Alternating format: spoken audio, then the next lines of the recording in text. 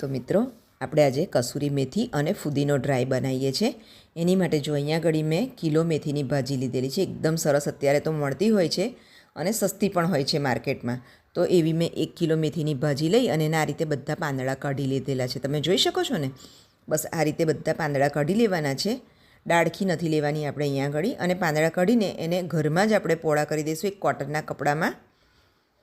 આ રીતે આપણે તમે જોઈ શકો છો ને, જો આ ફુદીનો પણ મેં એ રીતે આગલે દિવસે કરી દીધો હતો અને એને પણ કોટનના કપડામાં પાંદડા કાઢીને પોળો કરી લીધેલો છે. તમે જોઈ શકો છો ને, બસ આ રીતે બંને વસ્તુ આપણે ઘરમાં જ સૂકવવાની છે.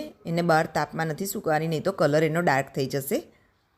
જો આ લગભગ 2 દિવસ થયા પછીની ભાજી છે. એને આ રીતે વચ્ચે વચ્ચે હાથ ફેરવી અને આપણે હલાવતા રહેવાનું છે કે જેથી કરીને ઉપર નીચે થાય. અને 2 દિવસમાં તમે જો ફુદીનો જોઈ શકો છો સરસ થઈ ગયો છે આપણો. ભાજીને હજુ લગભગ ટાઈમ લાગશે, લગભગ 1 વીક જેવું થશે. એટલે કોઈ પણ જાતના ખર્ચ વગર આપણે સરસ રીતે ઘરમાં આવી કસૂરી મેથી અને ફુદીનો બનાવી શકીએ છીએ, જેને આપણે પરાઠા છે, કાં તો ભજીયા છે કે ગમે તેમાં, બિરયાની છે, ફુદીનો હોય તો બધામાં યુઝ કરી શકીએ છીએ.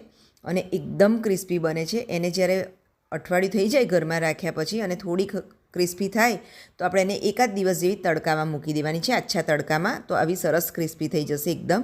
તો મિત્રો આપણી કસૂરી મેથી અને ફુદીનો એકદમ રેડી છે. Thank you for watching.